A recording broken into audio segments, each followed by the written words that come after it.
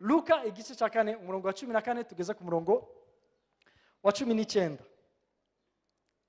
Maze Yesu asubira i Galilaya ari n'ubushobozi bwa mpemu yera, ari n'ubushobozi bwa mpemu. Inkuru yiwe ikwira mu gihugu cyose kihakikije. Yigishiriza mu masinagogi yabo, bose baramushima. Aja i Nazareti iyo yakuriye. Ku munsi w'isabato yinjira mu isinagogi nk'uko yamenyereye, ava hasi ngo asome. Bamuha igitabo cy'uwavugishwa n'Imana Yesaya, arakizingurura, abona ahantu handitswe ngo mpemu w'Uhoraho ari kuri jewe. Nicyo cyatumye andobanuza amavuta kugira ngo mbwire aboro ubutumwa bwiza. Yantumye kumenyesha abarindwa ko barekuwe, n'impumyi ko zihumuka, no kubohora abanywagutse imitima, no kumenyesha abantu umwaka wo kwemererwamwo n'Uhoraho. Yesaya 61 umurongo wa 1 n'uwa 2. Muraza gusanga amajambo nsomye muri Yesaya ahuye cyane nariya mpejeje gusoma hariya, ariko ndafise impamvu ndabigize gutyo. Mpemu w'Uhoraho ari kuri jewe, kuko Uhoraho yandobanuje amavuta ngo mbwire abaciye bugufi ubutumwa bwiza. Yantumye gutabika imitima imenetse. Iri jambo yatumye gutabika imitima imenetse mu zindi ndimi ni ijambo ryo gukiza. Gutubika. Yantumye gutubika. Haleluya. Yantumye gutubika. Ko ndahabuze kandi. Ego ndiko nda. Okay? Yantumye gutubika imitima imenetse. Mu zindi ndimi iri jambo gutubika ni ijambo rivuga gukiza. Okay? Yantumye gukiza imitima imenetse. Yantumye gukiza imitima ikomeretse. Okay? No kumenyesha abarindwa ko barekuwe, n'imbohe ko zugururiwe, ngo menyeshe abantu umwaka wo kwemererwamo n'Uhoraho, n'umunsi wo kwihora w'Imana yacu, ngo nirure abagandaye bose. Amen. Haleluya. Yesu ashimwe cyane. Okay. Shaka yuko uno munsi turabira hamwe cyangwa ijambo numva nshaka gusangira namwe ni ijambo rivuga mpemu yera akorera muri twebwe. Yesu ashimwe cyane. Mpemu yera akorera muri twebwe. Ikintu nshaka kuvuga ngaha ni giki? Icya mbere nuko nshaka yuko umuntu wese atahura yuko uko umeze muri wewe ni wewe. Yesu ashimwe. Uko umeze muri wewe ni wewe. Canke ubutunzi ufise muri wewe, ivyo ubitse muri wewe nivyo wewe. Bo nkoresheje ijambo ubutunzi, ariko reka ndakubwire niyarara ubitse muri wewe niryo wewe. Kubera iki? Nagiye kubona yuko kenshi tugira tendance yo kwitwararika ivyo hanze, tukaneglige ivy'indani muri twebwe. Deniyama yabivuze ibi bintu, ariko reka ndakwereka ikintu kimwe. Icurico si apparence extérieure. Ukunambaye siko ndi vy'ukuri. Uko ndi ni muri jewe.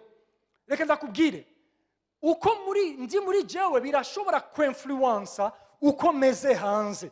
Ariko reka ndakubwire yuko hari uko ngene tugerageza no gukamufla uko tumeze indani, tukiha iyindi apparence tutariyo hanze. Hanze tugashimwa tutari vy'ukuri uko. Ariko icyo turico nico turico indani. Imana dufashe cyane. Haleluya. Icyo nshaka kuvuga muri uyu mwanya ni igikorwa mpwemu yera akora, ariko kandi shaka yuko duhagarara kuri iki kintu, akorera muri twebwe, akorera muri wewe. Yesu ashimwe cyane. Amen. Rero iyo witwararitse uko umeze indani, niho harimo ubutunzi bwawe, naho harimo inkomezi zawe. Reka ndakubwira iki kintu, naho indani muri wowe hoba harimo iyarara, niwavyitwararika uzobona yuko iryo yarara ari ryo gusohorwa. Hako urazi, nigeze kera cyane babu bacu, muramuzi abantu ba kera, abakiri batoya ntabwo mumuzi. Umugabo wa kera babu bacu yakoreshaga ibiganiro bitandukanye. Rero hari igihe yakoreshaga ikiganiro, hanyuma ku iherezo ry'ikiganiro ciwe agaca ashiraho aga sketch. Ako ga sketch rero kabagara akantu ko gutwenza, niko kacaga gahereza ikiganiro ciwe. Rimwe yatweretse ikiganiro, ako ga sketch k'umukozi mu nzu, yambaye nyene nk'umukozi mu nzu. Bokamema abakozi buno munsi hariho n'ukungene bamwe bafise n'amateni bambara, ukabona yuko ari umukozi nyene. Ariko kera hari ukungene bambaraga ugaca ubona kweri ibiraka ibiki. Sasa patron wiwe rimwe arasohoka, umutipe agaca yipima impuzu za patron, atangura gusohoka hanze yambaye costume za patron n'ikirato cha patron. Ahuye hanze n'umukobwa aramudraga, kuko umukobwa yabonye umutipe yambaye neza. Umukobwa yemera, hanyuma batanga rendez-vous. Nyamutipe amuha rendez-vous umunsi azi yuko patron watazoba ari muhira. Malheureusement sinzi cyagarukanye patron muhira, ariko aragaruka muhira ahura na nyamukozi ari kumwe na wa mukobwa. Patron amubwira ati bon, nta kibazo, wowe urashaka kubandanya ivyawe, ariko ambura impuzu zanje.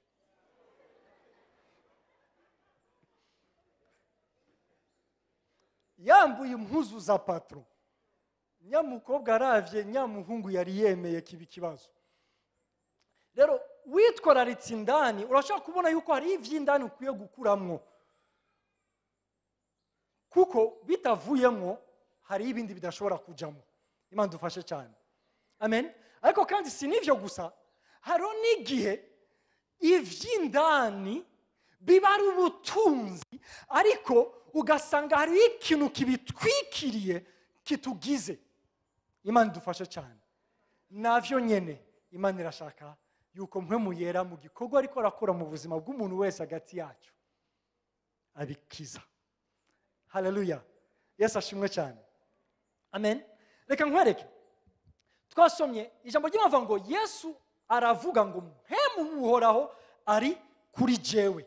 Mpwemu uhoraho ari kuri jewe. Ishaka yuko mwumva, mumbabarire ndumwigisha, alors ndumwigisha ndiyumvira nk'umwigisha, siko.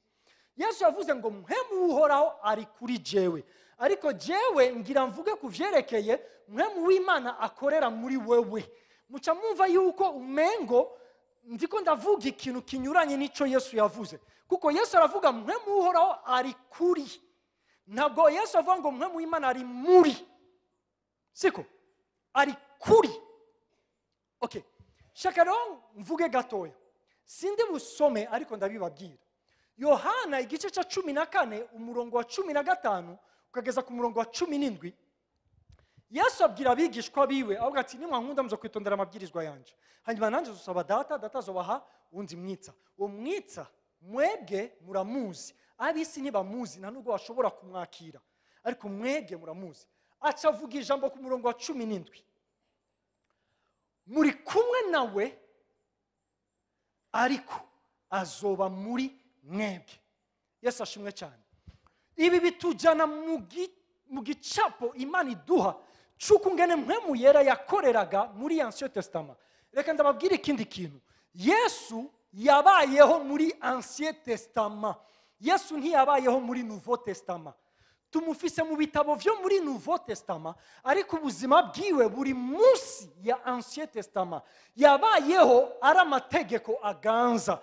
Niyo mpamvu mpwemu yera muri Ancien Testament ntiyabaga mu bantu, yabaga ku bantu. Birumvikana. Yesu aravuga ati rero ubu ari kumwe namwe, ariko harashitse igihe kiriko kiraza aho atazoba ari kuri mwebwe kandi azoba muri mwebwe. Yesu ashimwe cyane. Niyo mpamvu adakorera kuri twebwe, akorera muri twebwe. Haleluya. Yesu ashimwe cyane. Amen. Mu Banyefeso igice cya mbere umurongo wa 13 n'uwa 14, ijambo ry'Imana rivuga ngo igihe mwumvise ubutumwa bwiza mukabwizera. Igihe mwumvise ubutumwa bwiza mukabwizera, Mpwemu Yera yashizwe mu mitima yanyu nk'ikidodo, nka kashe, kugira ngo ababere gaje, ababere garanti, ababere ingwati y'ikibitsanyo c'umurage mufise mu Mana w'abazocungurwa. Okay? Shaka yuko murabika ikintu. Ijambo ry'Imana rivuga ngo Yesu aratubwira yuko Mpwemu Yera azoba muri twebwe, ariko ijambo ry'Imana rikatubwira n'iryari Mpwemu Yera aza kuba mu buzima bw'umuntu. Mpwemu Yera aza kuba mu buzima bw'umuntu igihe gusa uyu muntu nyuma yo kumva ubutumwa bwiza akabwizera. Yesu ashimwe cyane.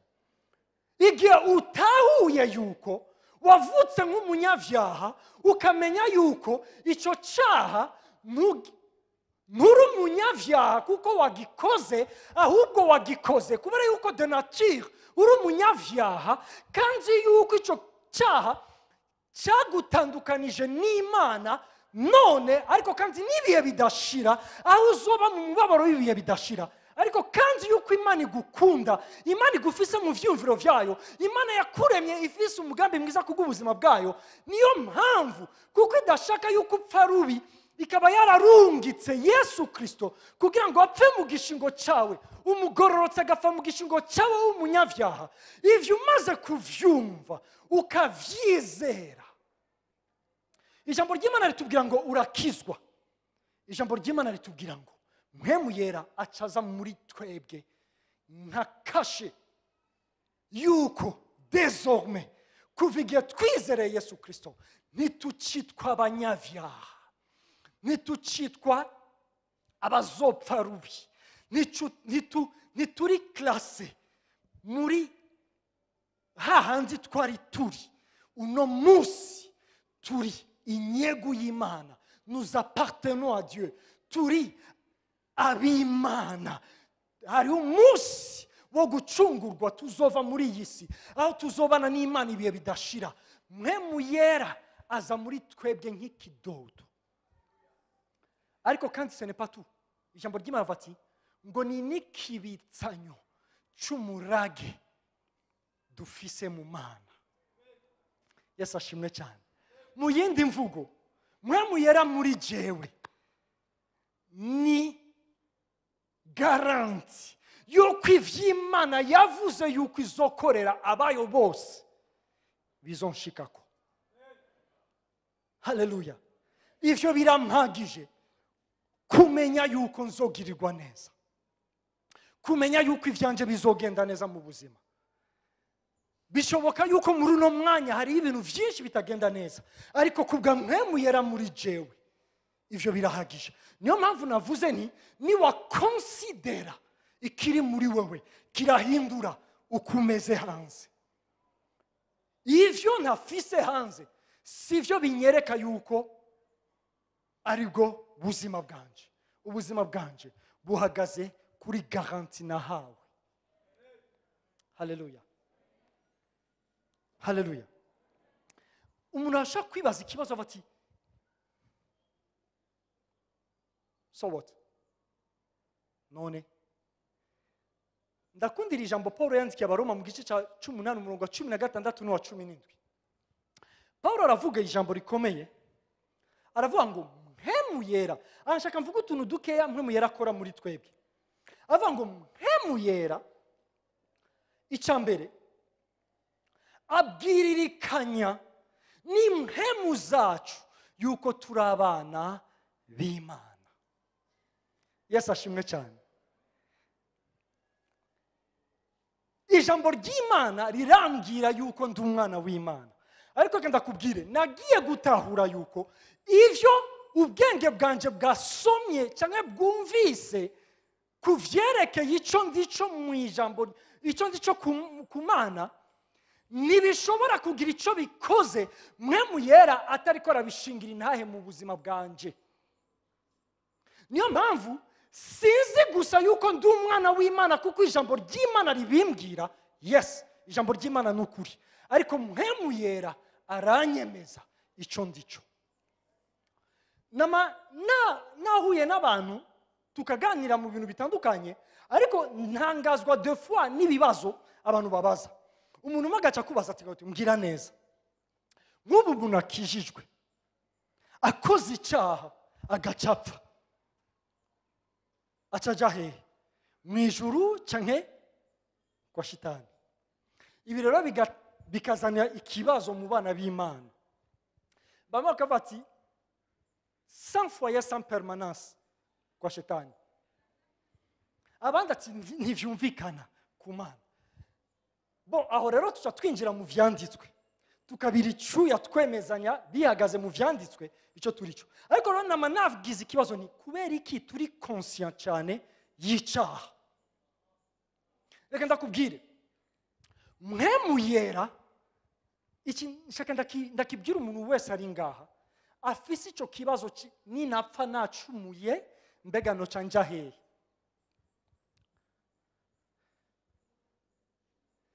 Mpwemu Yera ashaka yuko umwumva, umutega amatwi, utahura icyo ariko aravugana n'impwemu yawe, yuko uri umwana w'Imana. Umviriza, sindeka gukora icyaha kuko ni nagikora nkacampfa ncanja mu muriro. Ariko kandi akubwira Mpwemu Yera ashaka gusa yuko menya ico ndico. Kumenya ico ndico bituma ndeka icyaha. Sindeka icyaha kuko ntinya kuzoja mu muriro.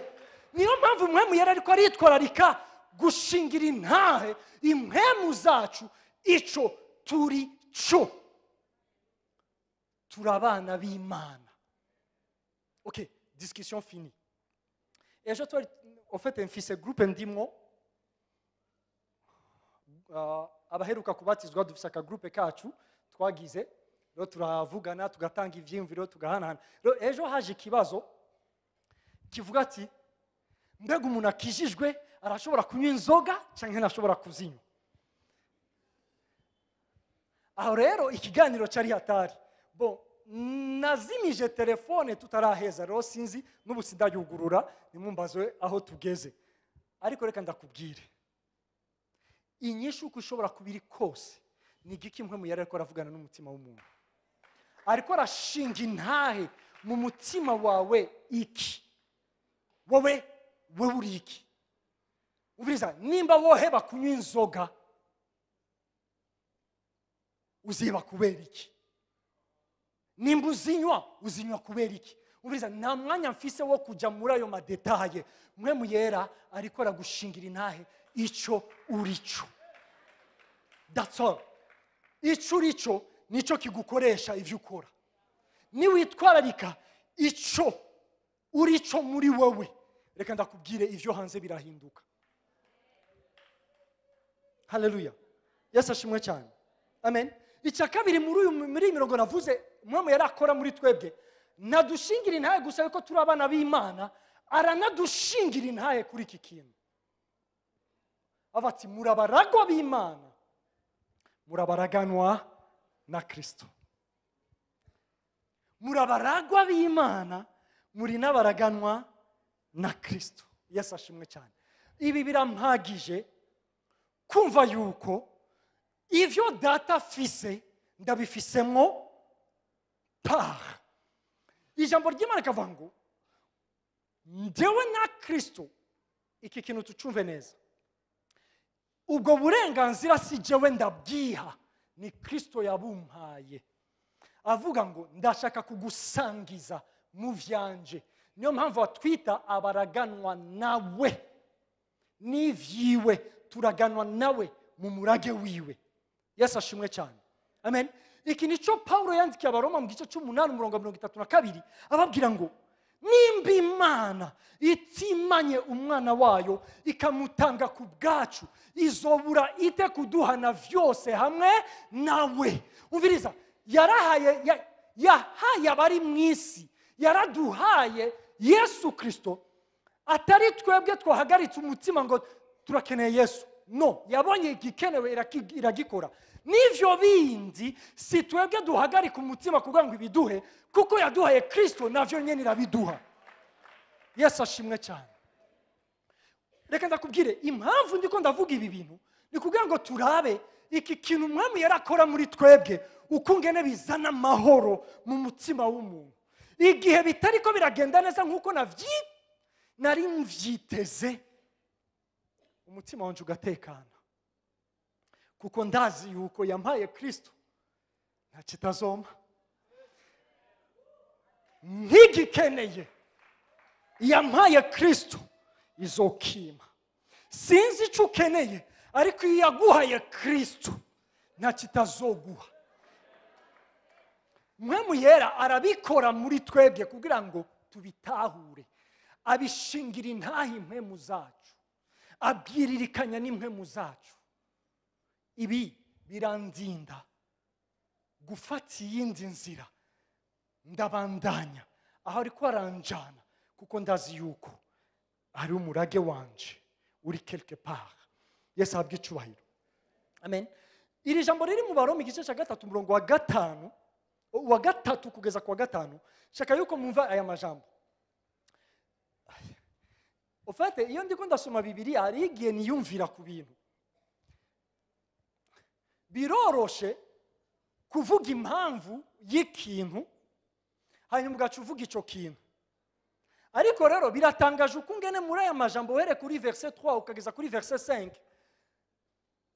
ijambo ry'Imana riza kuduha impamvu ya vyose biheze. Reka wumve. Paulo yandikira abaroma yababwiye ngo icambere muryoherwe, mwishime, glory in your tribulations, glory in your sufferings. Mwumve yuko muri abahatari mu gihe c'ibigeragezo, ibibazo, ingorane, intambara, ubukene n'ibindi. Ico gihe muze mwumve yuko muri abahatari. Ofete iyo bitameze neza, ijambo ry'Imana gaca rivuga ati wumve yuko uri wahatari. Hanyuma gaca abandanya rero, kubera iki? Kuko ibigeragezo bizana kwihangana. Umuntu ntashobora kudevelopa kwihangana ibigeragezo bidahari. Muriko muravyumva? Iyo rero ibintu bitameze nkuko nabishakaga, Imana ibishaka yuko ukwihangana kuba develope muri jewe. Arabandanya avango uko kwihangana nako kugatera umuntu kugira ingeso nziza. Listen. Twese ngaha, reka ndakubwira abavuga butumwa twama tuvuga ngo mwebwe kuko mukijijwe mukwiye kugira ingeso nziza aho hanze. Siko tuvuga. Ariko ijambo ry'Imana ritubwira ingeso nziza ziva he? Mu kwihangana. Ukwihangana kuva he? Okay. Muriko murabona iyo shene. Uko kwihangana kuzana ingeso nziza. Hama izo ngeso nziza zikazana ivyizigiro. Ingeso nziza zigatera umuntu kugira ivyizigiro. Paulo avuga ngo ivyizigiro ni ibintu utarabona. Ntushobora kwitega ikintu wamaze kubona ufise deja. Ico udafise uracitega.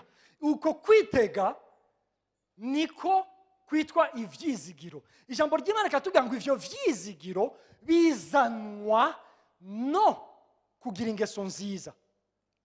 Hanyuma ijambo ry'Imana rikabandanya rivuga ngo ivyo vyizigiro ntibitetereza. Aha rero niho nashaka kuvuga. Kubera iki tudateterezwa n'ivyo vyizigiro dufise? Ijambo ry'Imana rivuga ngo kakandi navuze ngo kaca kaza mu nyuma ariko nibazaga ko kokwiye kuza mbere kubera yuko urukundo rw'Imana rwasutswe mu mitima yacu na mpwemu yera. Abo impamvu ushobora kuryoherwa igihe bitameze neza nuko muri jewe nzi yuko Imana inkunda. Ubwo si urukundo rwo kumenya mu bwenge, ni urukundo rwasutswe muri jewe mu mutima wanje, ndabizi yuko nkundwa. Ivyo bigatuma ndyoherwa iyo ndiko ndageragezwa, ivyo kuko bimpa kwihangana. Uko kwihangana kuvanwa na rwa rukundo muri jewe. Ubwo rukundo muri jewe rukama kwihangana, uko kwihangana rukagenda rero gukora ivyo bindi vyose kugeza nshika ahantu ho kugira ivyizigiro nzi yuko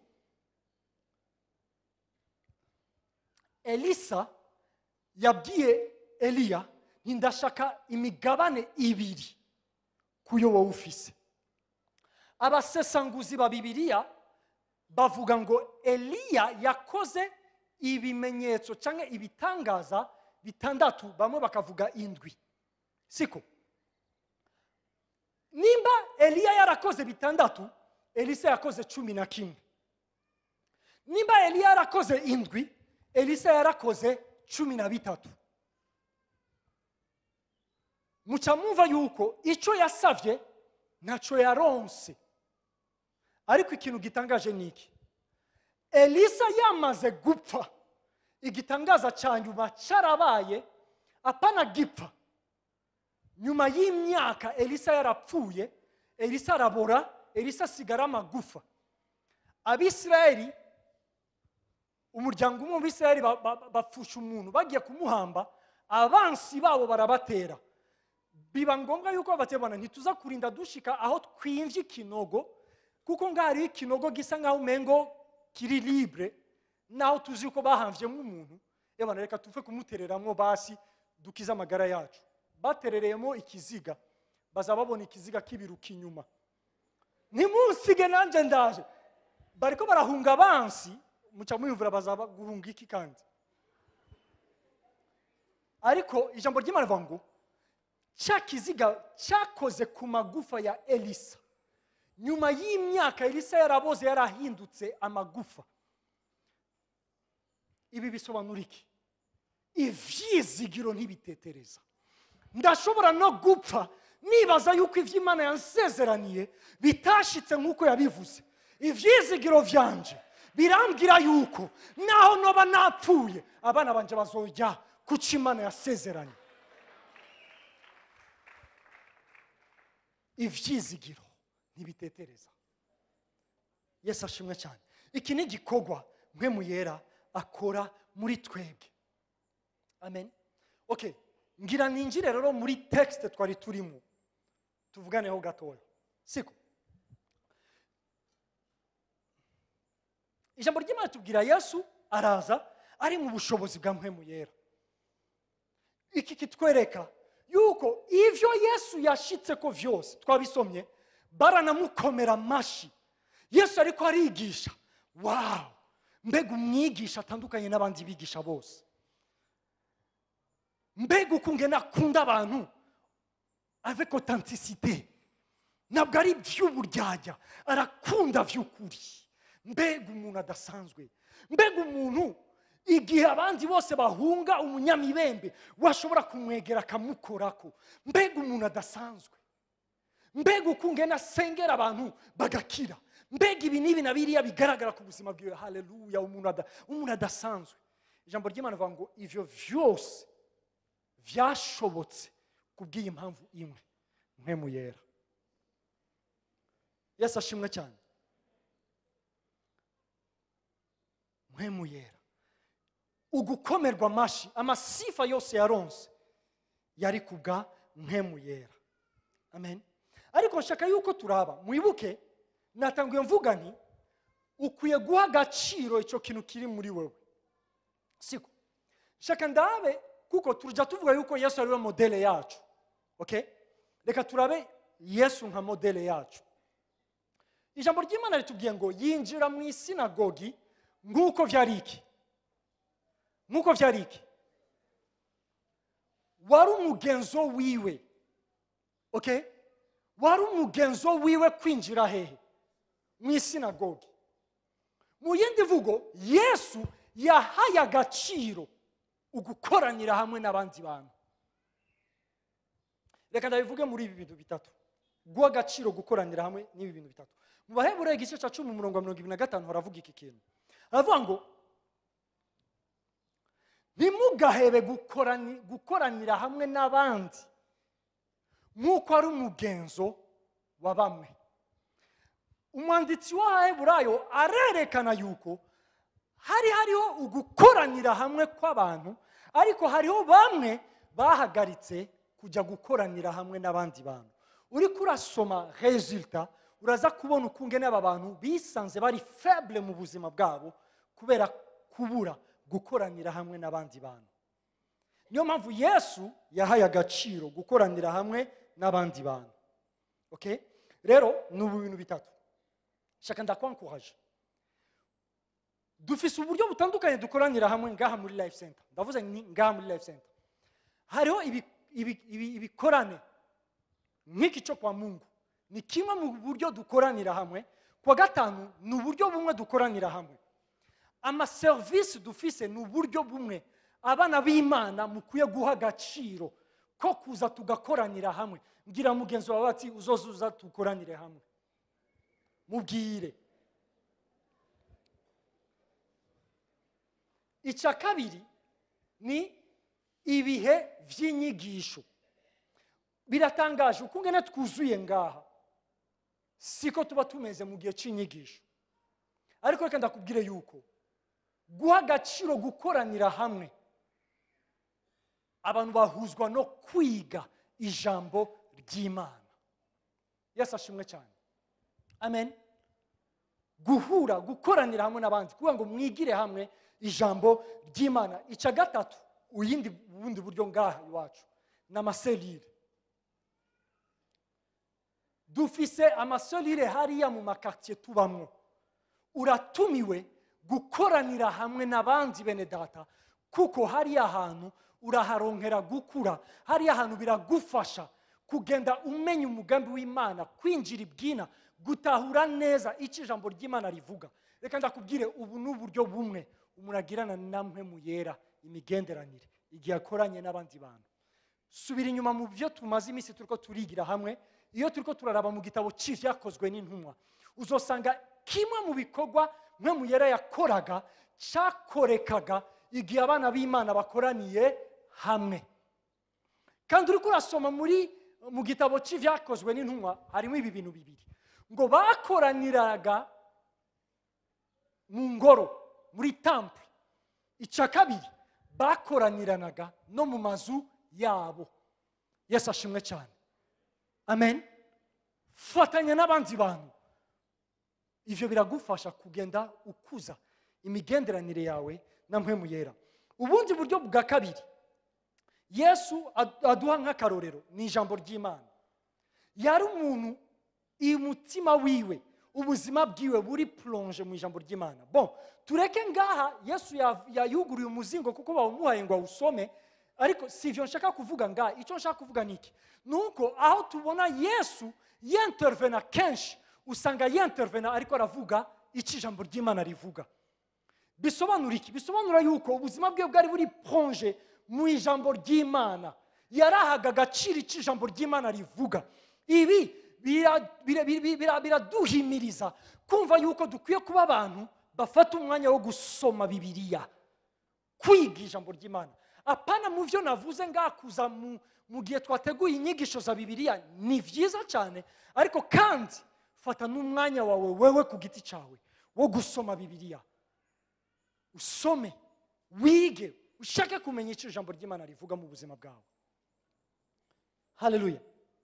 Ikinama nakibwiye abantu benshi, surtout nk'abantu sanzwe nkorana nabo mu bikorwa bitandukanye ngaha muri eglise, n'abateye intege gusoma Bibiliya bo ubwabo, apana gusoma Bibiliya kubw'ico bagiye gukora. Kuko turafise tendance yo gusoma Bibiliya kuko ndi umuvuga butumwa, ndaza gusoma Bibiliya kugira ngo ntegure ubutumwa bwo kuza kubashusha. ibacape injiri. Ariko nkeneye gusoma Bibiliya ku bwanje jewe, apana ku bwawe. Reka ndakubwire, ivyo ndabasangiza n'ivyo Imana yavuze mu buzima bwanje. Narababwiye akari mu mpene niko kaba kari no mu, kandi akari mu nkoko niko kaba kari no mu.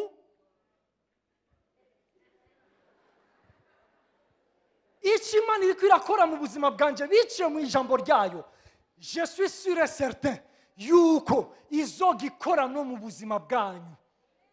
Rero sinjya gushaka mu ijambo ry'Imana ivyo ndababwira, shaka mu ijambo ry'Imana icyo Imana ivugana nanje.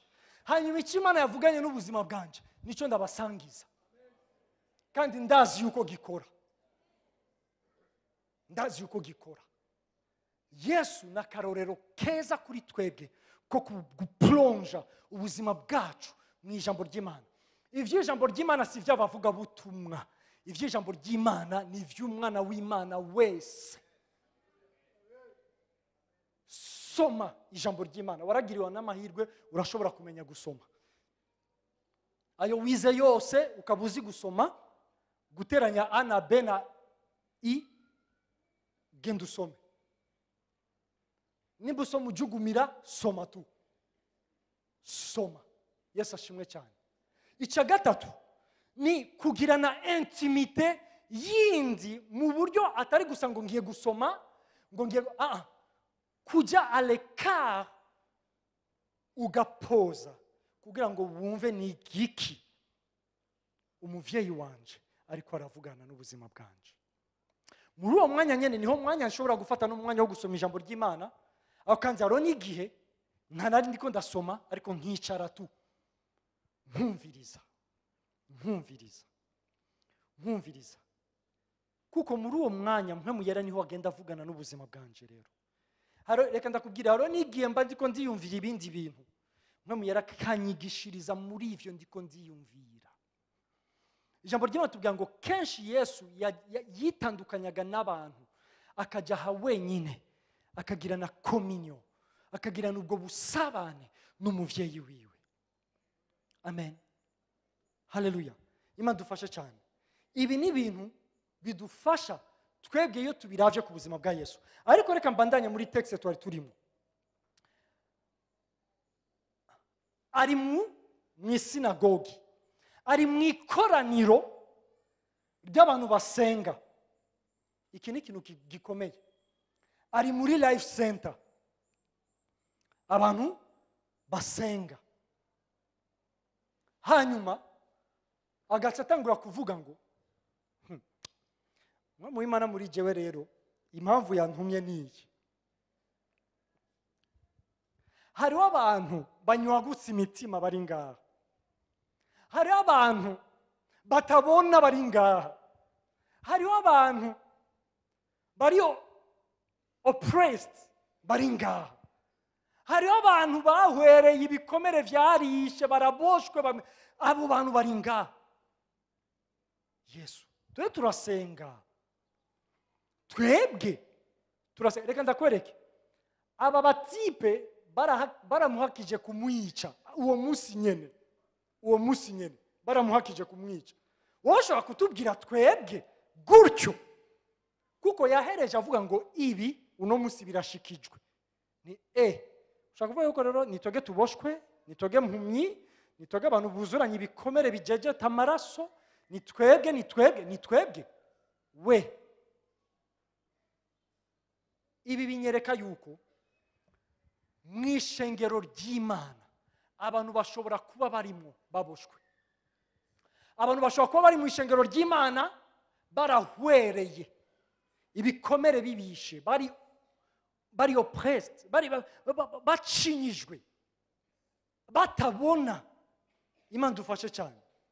Abantu bamerewe nabi kandi bari mu ishengero, bari mu bo twita. Iki kaba ikibazo. Ni gute mu bana b'Imana, ni gute mu ishengero ry'Imana, ni gute mu ikoraniro ry'abana b'Imana ivyo bintu bishoboka? Reka ndakubwire, turashobora kubihakana, ariko Yesu yaratweretse yuko bihari. Yesu yaratweretse yuko bihari. Imana dufashe cyane. Amen. Ariko ikintu kimwe kindyohera niki nuko namwe mu Imana arahari kubw'iyo mpamvu. Na muntu ahari kubw'iyo mpamvu bundi mwe muyera.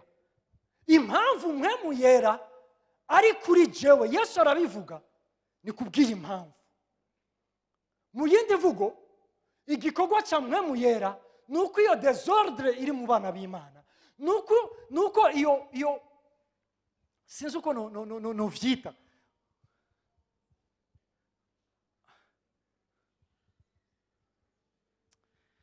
Murabona, reka mbereka akarorero gasanzwe. Uku ni gute Imana itwita abera, ariko twiravye mu ngeso zacu tugasanga dutandukanye n'icyo Imana itwita. Murabona icyo kintu?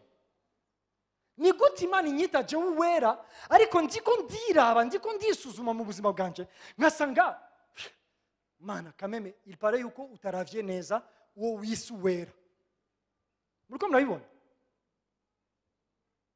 Ico nico mwe muyera ariho kugira ngo akore, kuko ashaka kugira ngo ico kintu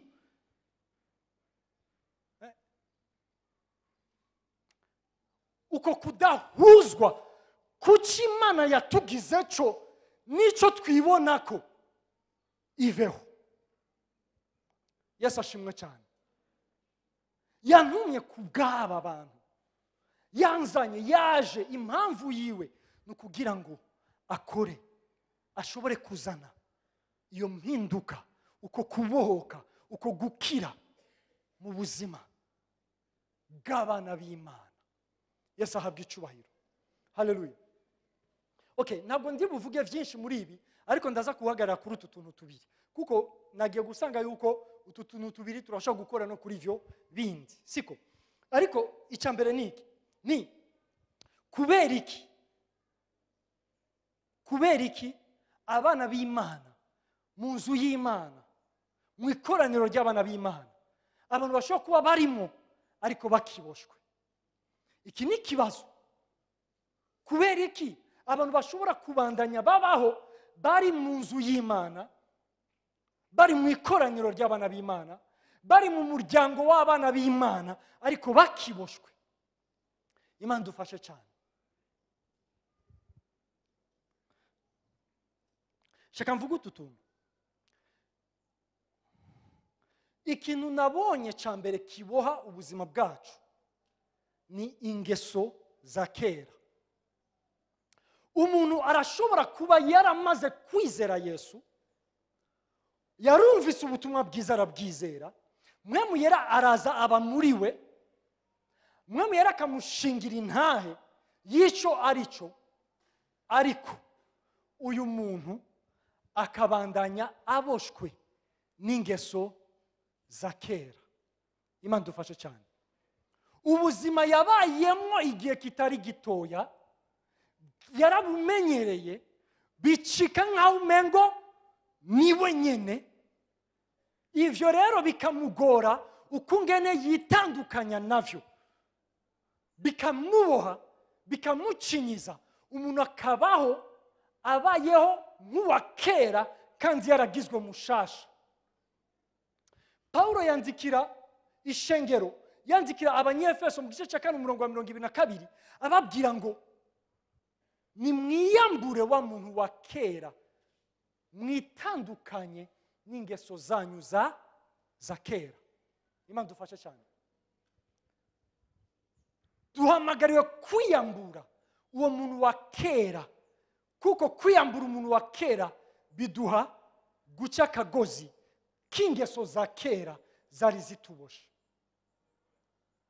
No mu Bikorosa igice cya 3:9 arabandikira bati nimukabeshane, kuko uwo ari umuntu wa kera kandi mwebwe mwaramaze gutandukanywa nawe, nimukiri uwo muntu wa kera.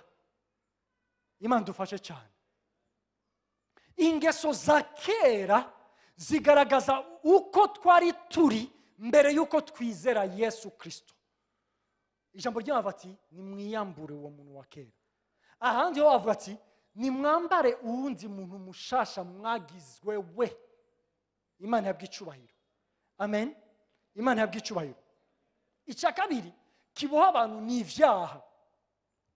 Muca mwumva yuko iyo turiko turavuga ku vyerekeye ingeso ahandi umengo hariho n'isano n'ivyaha. Ego hariho ingeso zitari nziza ariko hariho ivyo Bibiliya igenda isulinye ivuga ku vyerekeye icaha. Okay? Ivyaha. Umwanditsi w'igitabo w'icete c'Abaheburayo ugice ca 12 umurongo wa mbere aravuga ngo ko dukikijwe n'igipfungu kingana gityo c'ivyabona bingana gityo twiyambure icaha gikunda kugira gute kutwizingirako. Imana dufashe cyane maze twikureho n'imitwaro yose igize gute ituremereye. Umuntu ubuzima bwiwe aragerageza mu nkomezi ziwe ariko arananiwe. Icaha caramuboshe vyamunaniye ukungene abiheba. Imana dufashe cyane. Narigeze kuvugana n'umuntu umwe, sinkunda kenshi kuvuga ivyo navuganye n'abantu ariko fete reka nkoresha akakarorero muri ubu buryo. Tuvugana na nyamuntu ambwira ukungene yagize ikibazo aryamana n'umugore wa mugenzi wiwe. Aryamanya n'umugore wa mugenzi we afise umugore aryamana n'umugore wa mugenzi wiwe. Ndakubwiye yuko uganiriye n'umuntu gutyo ari igihe utavyumva. Ndabati hari ikibazo ufitanye n'umugore wawe ukamenya ukungene nkunda umugore wanje, ukamenya ukungene turabagenzi n'umugore wanje, ariko sinzi kandi rero si rimwe naryamanye n'umugore w'umugenzi wanje sina kabiri kandi ahandi ko ndakubwira turashobora no guhura kandi sinzi uko bigenda nsanga twagiye tayari. Icaha kikaboha umuntu akavuga ati sinshaka kubikora navyo nshaka birananiye kubireka simbishaka ariko nsanga nabigize. Niyumvire kuko nama nibaza yuko kumbure bitegwa n'ikibazo umuntu afise mu rugo rwiwe ariko ambye ati wamenya ariko biraje uko nukuboha. Icaha kikaboha umuntu naho umuntu atabishaka bikamunanira akabura inkomezi zo kugira gute zo kubiheba. Imana dufashe cyane. Imana dufashe cyane. Haleluya. Ikindi kintu nshaka kuvuga ngaha kiranagira impact kuri ivyo bibiri navuze ngaho haruguru ariko kandi nshaka nangura kuri kote imwe yacu. Abagenzi barashobora kuboha umuntu. Deux fois kenshi iyo turiko turavuga abagenzi twibaza yuko abagenzi babi ari bo babi ariko reka ndakubwire ushobora no kuba ufise abagenzi beza mu buzima, abagenzi mutaganira bibi, abagenzi batakujana muri bibi ariko abo bagenzi bagatuma udashika ku Imana ishaka yuko ushika ko mu buzima bwawe kandi batakujana mu cyaha. Ariko ugasanga uboshwe kuba mu bagenzi ukumva yuko udashobora kumara umunsi utari kumwe n'abagenzi. Ligala siko reka nkwereke ibi nibisobanura yuko umuntu akwiye kwikura kwa bagenzi ariko umuntu akwiye kumenya naho ari abagenzi beza nkwiye kubagirira umwanya wabo n'umwanya w'ibindi kuko hari abagenzi beza naho atacaba kujanamo ariko bagusamburiye urugo kuko bagutwara umwanya wawe umwanya wo kubana no mubakanye. Abana ntibakubona ntibakuzi ntibazi isura ya papa ntibazi isura ya mama. Imana dufashe cyane. Ariko kandi hariho n'abagenzi babi. Aba rero babi nibo nshaka kuvuga yuko bafitanye n'ico bakora kuri vya bindi bibiri navuze mbere. Paulo yandikiye ishengero ry'Abikorinto mu cete cyo cyambere gice cya 15:33 ababwira ngo ntimwihende abagenzi babi bonona ingeso nziza. Umufaransa we yavuze ngo dis-moi qui tu fréquentes je te dirai qui tu es. Imana dufashe cyane. Abagenzi babi bonona ingeso nziza. Raba abo mujana abo mwamana ivyo muganira uraba influence bakugirako uca usanga ibi bindi bibiri navuze hariya ingeso za kera canke icaki kikuboshe bifitanye isano n'abagenzi muri kumwe. Nigeze gusoma kuri Facebook ifoto umuntu yapibliye hanyuma baca barandikako abagabo nka bangahe bose bakoraniye hamwe ahantu bazungurutse imeza bariko baranywa, hanyuma bose bafashe telefone zabo baca bazishira mu gaseke, hanyuma baca barandikako ngo uza kugira amahirwe mabi umugore we akamuhamagara ubwa mbere niwe aca ariha ivyo twanyoye vyose. Uwo mahirwe mabi aza gukorako akaba ari we bahamagara ubwa mbere, ivyo twanyoye twese niwe aca biriha. Abagenzi babi bonona ingeso nziza. Mu gitabo c'imigani igice ca 13 umurongo wa 20 havuga ngo jana n'abanyabwenge uronka ubwenge, hama jana n'ibipfu jaza peke yako. Ikindi kiboha abantu ugukunda amahera, the love of money. Ofete hari igihe bitugora kuvuga ibi bintu kubera ko amafaranga tuyakeneye, siko? Bon, reka ntangure kubashimira na mbere yuko muza kumperekeza. Mbere yuko mubikora mbanje kubashimira.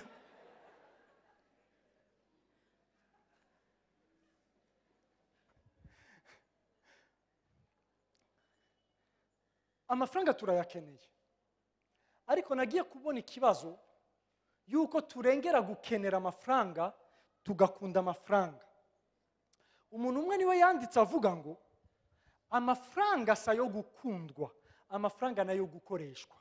Abantu sabo gukoreshwa, abantu nabo gukundwa. Twagize ikibazo dukunda amafaranga tugakoresha abantu. Mu yindi vugo dukora ibishoboka vyose kugira ngo dushike ku giceri, rero ivyo bikagira n'ingaruka mbi ku bantu. Imana dufashe cyane. Paulo yandikiye Timoteyo mu cete ca mbere gice ca 6 umurongo wa 10 arambwira ati Timoteyo we umviriza neza, ugukunda amahera niwo muzi w'ibibi vyose. Paulo ntiyavuze ngo amahera n'umuzi w'ibibi, no, siko ijambo ry'Imana rivuga. Amafaranga ubutunzi ntabwo ari umuzi w'ibibi, ariko gukunda amahera niwo muzi. Urukundo urushize ku mahera uba imizi itanguye kwinjira, haraza kuza ikintu kiza kuba kibi kigaragarira abantu bose hanze. Imana dufashe cyane. Abiba n'amafaranga bashaka, abicana ibiriko birakogwa amarorerwa yose abantu bashaka gutunga tupri. Imana idufashe cyane. Amen. Ugukunda amahera umuzi w'ibibi byose. Sinashatse kubivuga ariko reka ndabivuge. Maze kuganira n'abantu bamwe bo mu muryango wanje. Bambwira ati Peti unaenda?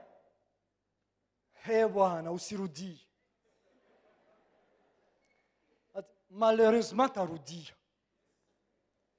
Et dans un mois non, malheureusement kuebo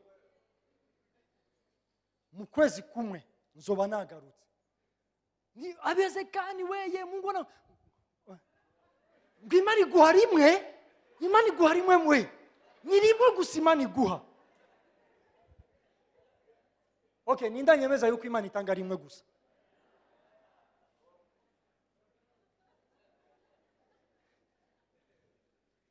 Reka ndakubwire, ugukunda amahera kurashobora gutuma mpemukira abantu bangiriye confiance bakantumira. Aho kandi ndashobora kugenda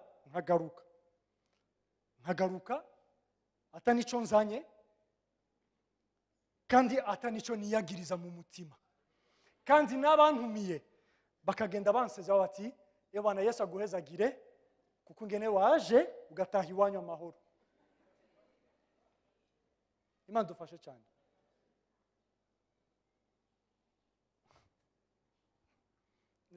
Reka ndabivemo sindabijemo cyane, ariko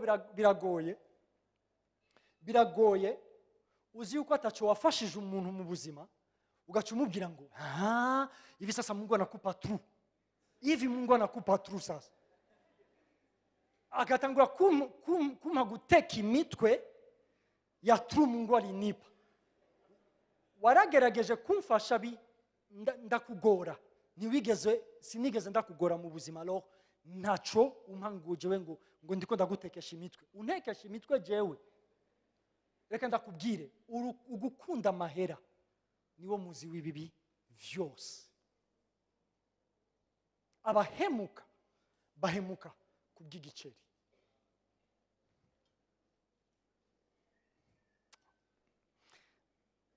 Mu cete cya kabiri Paulo yasubiye kandi kwandikira Timoteyo mu gice cya 3:2 amubwira kuvyerekeye ivy'ibihe vy'iherezo, amubwira ibizoranga igihe c'iherezo. Mu gice cya 3:2 mu vyo yavuze kubizoranga igihe c'iherezo ati abantu bazoba bakunda amahera, l'amour de l'argent. Ukanyita ikirofa juu naenda narudia, c'est ton affaire. Ndagiye kandi ndagarutse. Yesu yavuze ati uko ngiye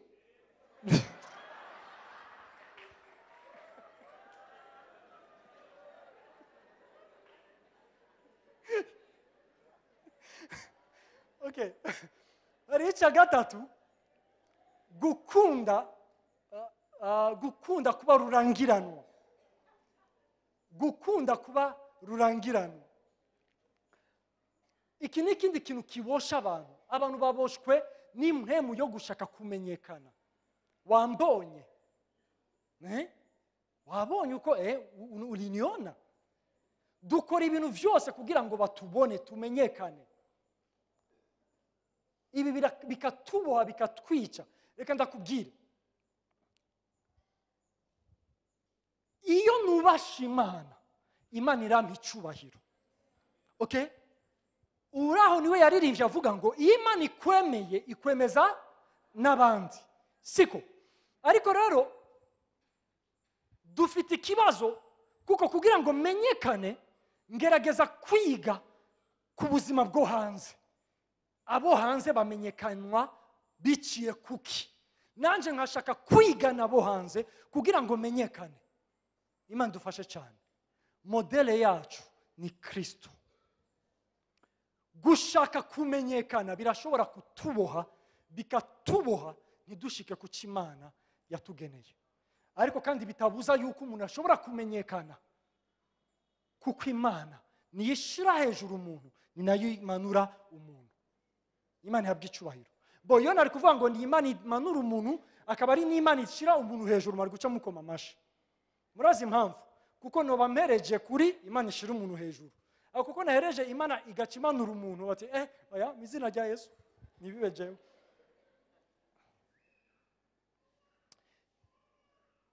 Iki rero mwe muyera arahari kugira ngo atubohore. Yesu ashimwe cyane. Arahari kugira ngo atubohore ivyo bintu vyose biboshe ubuzima bwacu.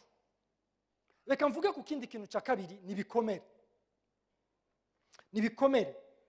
Birashoboka yuko abantu baba mu nzu y'Imana, birashoboka yuko abantu baba mu ikoraniro ry'abantu b'Imana, ariko kandi barakomeretse, barahwereye, barapfuye. Niyo mpamvu uzosanga abantu baba bati ngo bwana mie ni kuingia na kutoka, wana sitaki bya mukogotano, kuko yarakomeretse. Imana dufashe cyane. Ariko mwe yararashaka no kudukiza, kudusomora, kudukiza ibikomere. Ikintu kimwe nabonye cyambere kizana gukomereka mu buzima bw'umuntu no guhemukirwa, deception. Imana dufashe cyane. Abantu hari ukungene bafise ico biteze ku bandi bantu, ariko ugasanga ico bari biteze ku bandi bantu sico babaronseko, kuko atari ico babaronseko ivyo bikabakomeretsa mu mitima. Cyangwa ugasanga umuntu ari mu bandi bantu arakora cyane, hari ibintu akora bifasha umugwi arimo, ariko ugasanga igihe bishitse yuko we agira icyo aronse akabura, bikamukomeretsa.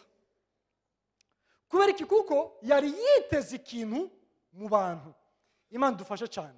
Umuntu umwe niwe yanditse avuga ngo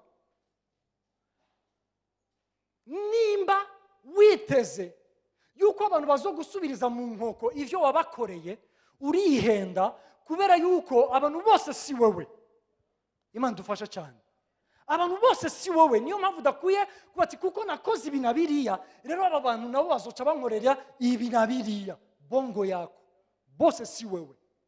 Rero nimba ariko witeze uzokomereka, kandi ibikomere bizotuma uhagarika gukora ivyo wari usanzwe gukora, kandi vyari bifise icyo bimaze mu bwami bw'Imana.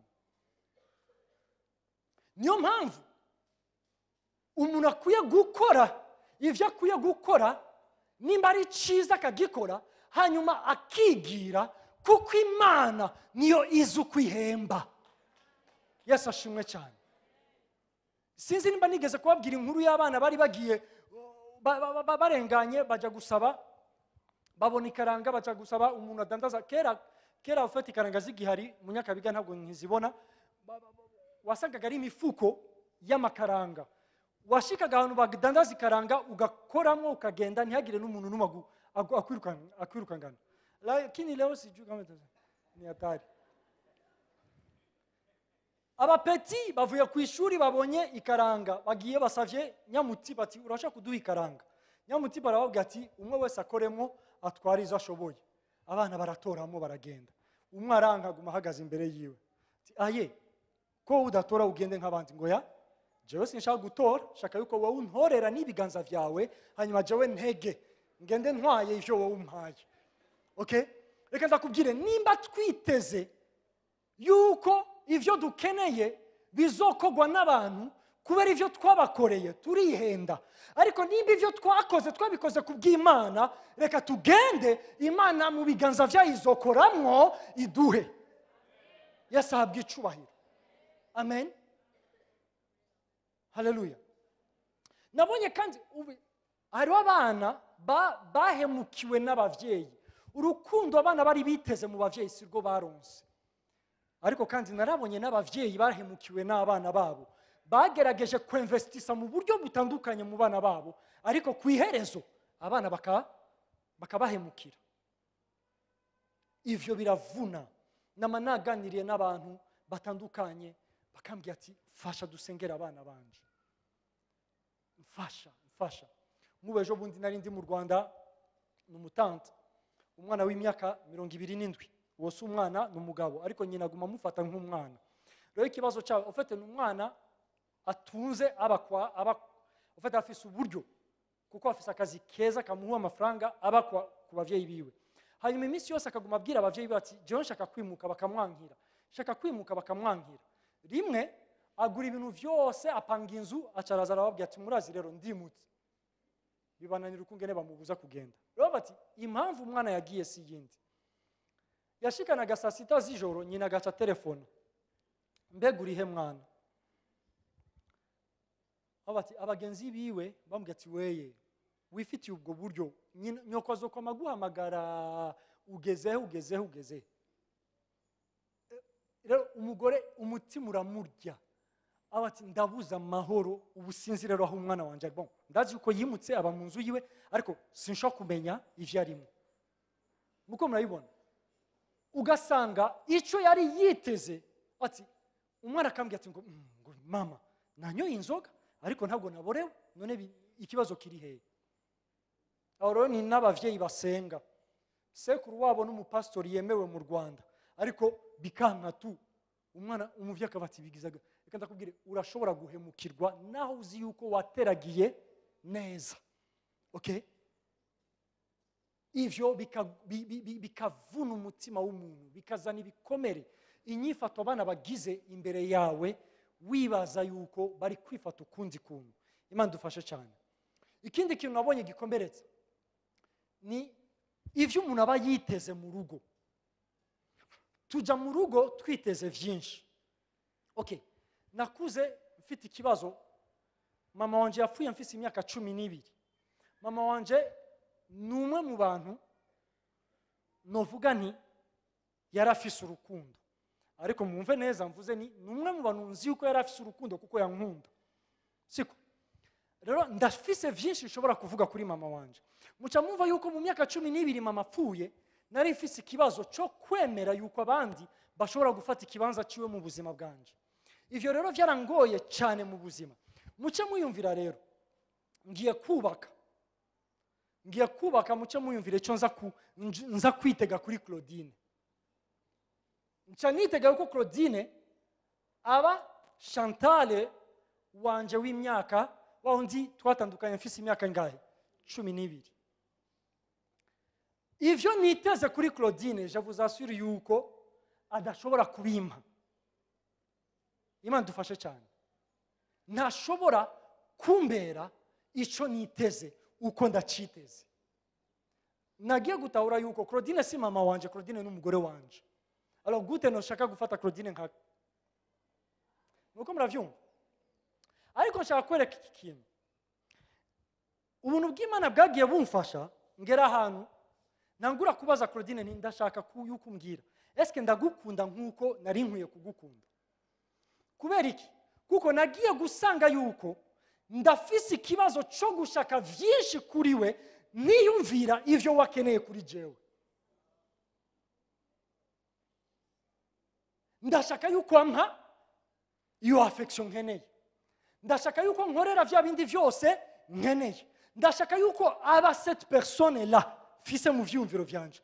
Ariko siniyumvira ni we akeneye iki. Imana dufashe cyane. Reka ndakubwire, ndabimubaza, narabimubajije kenshi kandi nzonabimubaza kuko nuko. Urazi impamvu ndabimubaza? Nuko ndamukunda vy'ukuri. Ariko hari igihe numva yuko umengo sindamukunda nkuko nari nkwiye kumukunda. Bigaca biba ngombwa yuko ndamubaza ati mbega uku niko washakaga yuko ndagukunda. Ngira neza.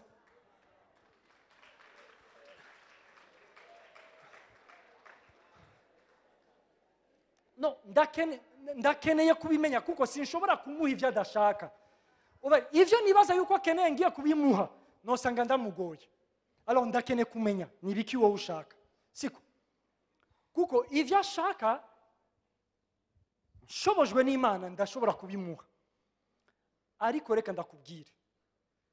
Kenshi ivyo twitega ku bandi biratwonona, biratwica. Imana dufashe cyane. Nagiye gutahura yuko uburyo bumwe bwo kugira ngo mbeho neza nuko ndamukunda nkamufasha nkagerageza gukora ibishoboka. Ibi byaramfashije muri ubu buryo. Reka nkwereke. Nigeze gusoma agakuru kamwe baja barungika muri WhatsApp. Umuprofesseur ariko aragirisha sinimba ari seminaire y'amakouple, anyuma acarabaza ati mumbwire eske uwo mubakanye arakuranda heureux canke heureuse. Acabaza umudamu umwe, nimbwira uri heureuse mu rugo rwawe? Nyamudamu ati umugabo donc il te rend heureuse. Nyamugore amubwira ati namba umugore ahora umugabo yarazi yuko yavyishe. Ebwana umugore wanje agira amapete muri uyu mwanya. Nyamugore avati umugabo wanje ntashobora, il ne peut pas me rendre heureuse. Kubera iki? Kubera yuko avuga ati impamvu jewe ndi heureuse ni ntibihagaze ku vyo umugabo wanje akora, ntibihagaze ku vyampa, ku vyo ashoboye n'ivyo adashoboye. Je me suis décidé moi-même kuba heureuse. Nitwararitse ivy'umuntu, nitwararitse ivyo dutunze cyangwa ivyo tudatunze, nitwararitse jewe ndaryohewe. Uno munsi umugabo wanje ashobora kuvyuka ambwira sheri, ejo akavyuka kuko yabuze akaza anka kwishavu. Nazi ivyamubayeko. Ivyo ntibihindura eta yanje. Je suis toujours heureuse. Yesu ashimwe cyane. Amen. ivyo twitega ku bandi bantu biradukomeretsa tugahwera umuntu akavuga ngo shasi no hanura umuntu kubaka ngo amarorerwa nahaboneye oya ivyo wari witeze sivyo wabonye. Rero ikibazo nuko wibajije yuko ari la personne la azo kuranda. Imana dufashe cyane. Amen. Ikindi kintu kizana ibikomere, iki rero kirambabaje cyane kuko ahantu sanzwe nkorana n'abantu b'abapfakazi n'imfuvyi nasanze ari kibazo gikomeye. Abisexuel. Abantu bakubaguwe bafashwe ku nguvu bagasambanywa ku nguvu. Ibi ni ibintu bikomeretsa ubuzima bw'abantu, abantu bagahwera bagapfa. Reka ndakubwire, nabonye yuko hariho n'ukungene ivyo bikomere bituma umuntu yimakiya hanze kugira ngo ahishe uko ahwereye muri we. Nabonye abantu bahunga ama relation kuko muri ayo ma relation bibagarukana mu masantima bagize igihe bakubaguwe. Imana dufashe cyane. Nabonye abantu ingeso zabo zononekara ku bw'ico kintu. Abantu bafashwe ku nguvu. Ibintu birakomeretsa ubuzima bw'umuntu bikamwica, umuntu akononekara akamererwa nabi. Imana dufashe cyane. Haleluya. Muribuka inkuru z'umukobwa wa Dawidi Tamari, siko? Amaze gukubagugwa, amaze gufatwa ku nguvu na Amnoni, agiye kwa Absalomo son frère, nigiki cyabaye? Ntiwari uri kumwe na Amnoni? Gihoze. Reka tubirenze ko uruhu? Non, ça fait rien. Gihoze. Mubyihoze, ariko arahwera, ariko arapfa. Mubyihoze. Oriye yo kubivuga. Oriye yo kurondera ukungene akira. Ngo ngo hisha ntihagire n'umuntu abimenya. Murabihisha hanze, ariko uwo muntu ariko arahwera. Ejo amafruit y'ivyo bikomere azogaragara. Imana dufashe cyane. Bimwe bikogwa n'abantu bo mu miryango bakabikorera abantu, abakobwa bareze bakabikorera abantu bagakomereka bagahwera. Ubuzima bw'umuntu bukononekara bwose. Umuntu akazorinda apfa yarahwereye. Reka ndakubwira rero n'abashatse bagashaka bakaronka urugo ariko bagifise ico kibazo. Mu relation yabo conjugale baguma babona ca gicapo. Ariko muhemu yera ariho kugira ngo azane gukira. Imana dufashe cyane. Amen. Ikindi nabonye abantu bakomeretswa n'ivyo abantu bavuga. Ivyo abantu babavugako. Abantu reka ndakubwira uraho we yavuze ngo wanse kuvugwa yagize gute? Yaheze mu nda kwa nyina. Siko? Kandi abantu rero bazovuga kuko bafise akanwa kugira ngo bavuge. Kandi reka tuzaje dushima Imana kuko Imana yaduhaye akanwa kamwe. Iyo twariko dufise iminwa ibiri n'ukungene tuvuga, je vous assure. Abantu bo kwimvyimva bakaja kwihamba bonyene. Nimba umuntu afise umuntu umwe ashobora kuvuga uko avuga, ni probleme. Imana dufashe cyane. Amen. Hariho kandi ivyo umuntu yakoze muri kahise navyo nyene biramukomeretsa. Hari umuntu abaho muri culpabilité mu buzima bwiwe, hari umuntu abaho mu masoni mu buzima bwiwe kubw'ivyo yakoze muri kahise. Ivyo bintu byaramukomerekeje nawe nyene mu buryo ubuzima bwiwe bwose agenda yiciri urubanza, agenda afisa amasoni, agenda yibaza yuko ari ibintu adashobora gushika ko mu buzima bihwanye n'ivyo yakoze muri kahise. Imana dufashe cyane. Hariho indwara, hariho ubukene, ariko kandi reka nsubire nshima Imana kubwa muhemu yera ahari kugira ngo azane gukira. Yesu ashimwe cyane. Muyibuke neza, muhemu yera ntari kuri twebwe, muhemu yera ari muri twebwe. Muhemu yera ico reka ndakubwira ibi vyose tuvuga biri muri twebwe. Muhemu yera ariko arakorera muri twebwe.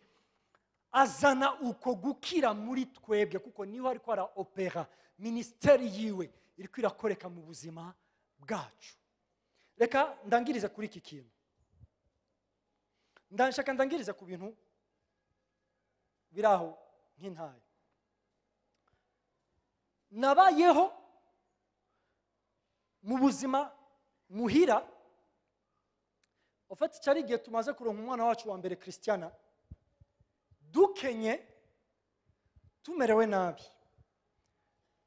Reka ndakubwire, madame wanje naronkaga amafaranga nka 20,000, oya 30,000 ubwa mbere, namuhaye 30,000 akamanuka mu Buyenzi kurangura impuzu za occasion deuxième qualité, hapana première qualité, kuko première qualité ntushobora kujyana umutahe wa 30,000.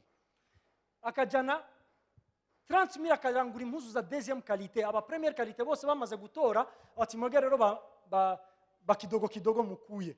Abantu baravye filme hapa kwa Papangele, kule iluka Papangele na hapa kwa Sancho, murabizi saza bishomeri mukuye. Akarangura izo mpuzu akaza agashika muhira agaca agenda azizungurukana ahantu hose. Impuzu yaranguye 2,000 bakamuha 3,000. Ayo mafaranga akagenda dufasha gutyo. Igihe kimwe dukenye dukubititse mu buzima, tudafise nico tugaburira umwana, umubanyi niwe yaduhaye agaceri ko kugaburira umwana. Ibi bintu ikindi gihe yari ku mugoroba namaze gufata amadeni mu botike, ndatinya gusubira gufata ideni. Ndavani ibi biharage ufate mugateka ikiro cy'ibiharage kikamara iminsi 2. Rero ibiharage bimaze iminsi 2, ofati ibi bisigaye nukuri nkasubira kujya gufata ideni yifu hariya ngo turishe ubugari ibi biharage ndanze. Madame tukavugana bati reka ibi biharage tubisigira aba bana dutunze, tukabirekera abana dutunze, jewe na madame tukaja kuryama tutariye. Ikintu gikomeye nuko mu bana dutunze bakanka kurya ivyo biharage, bagaca baja kubabanyi kuryayo, hanyuma mu gitondo ukumva umubanyaje ari kubwira ngo harya mu ijoro mwarabuze ico muteka. Ari ibintu muzi yuko biherera mu nzu, ukumva umubanyi ariwe aje kubikubwira.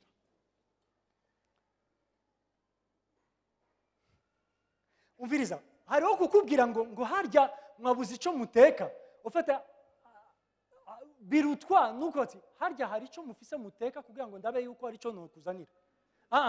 Harya ejo mwarabuze ico muteka. Ati yumvira ati mbega uno musi hari ico mufise muteka. Reka ndakubwire, nabayeho muri ubwo buzima bitambuza gukora ivyo nakoraga vyose. Bitambuza kuza gusenga nkuko nkwiye kuza gusenga, bitambuza kwigisha igihe ndi sanse kwigisha, bitambuza gukora vya bindi vyose abantu banyiteze ko kubona nkora. Nkabikora, nkataha, nkagenda nkasubira muri ya situation nyene. Rimwe tugira Imana, nagiye gukorana n'abantu baraho, ndonka amafaranga amadolari 400. Ncambwira madame ni ewana, aya mafaranga areba ukunge nuyakoresha. Jewe Christian ntumbaze, sinzi kujera amafaranga, gerageza urabe. Madame aracanambwira ati ngiye mu Buganda.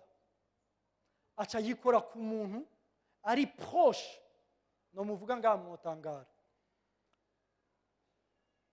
Wewe kusanzwe uja mu Buganda ntwarayo. Nyamuntu arambwira ati ufise angahe? $400. Ngoya, ngudafise $1,000 ntuza. Madame avati bon, kwa ta $1,000 mfise reka nicare. Muca muvikisha gikurikira kuri ayo madolari 400. Muracumva? Kwikuramo yanzara. Mu nyuma madame aganira n'umukobwa, iki nico kintu cyambabaje encore plus. Umukobwa w'umwisiramukazi asanzwe aja mu Buganda, aramubwira ngo ewana jewe nta $1,000 mfise ngo nanje nje nkangure kuza. Nyamuisiramukazi avati na $300 urarangura. Muca muva yuko $100 yari yamaze guhera. na $300 uraronka kumbura ntuza kuganya menshi ariko uraronka birashoboka yego uwo ntwara uze tujane madame atanguye kuja mu Buganda ntumbaze jewe nkoze ku mafaranga nca ndayarya wowe umuhaye amafaranga aca yagwiza amafaranga amaze gushika kuri $800 Paula na wabaraje $800 tuba turayikubise hasi yose ariko ikintu kimwe nshaka kuvuga ni giki shaka yuko umuntu wese abona yuko ivyo hanze birashobora kudutusha ariko bihwanye n'ico mpamvu yari ariko arakora mu buzima bwacu ivyo hanze ntibishobora kuduhindura Yesu ashimwe cyane kenshi duhagarara ku byo tubonesha amaso tugafata ama decision bihwanye n'ibiriko biraba hanze tutitwararitse ca kindi indani muri twebwe ikirato nagiranye naco mariage cyari kirato ciza nakunze igihe nakigura hanyuma rero ni kirato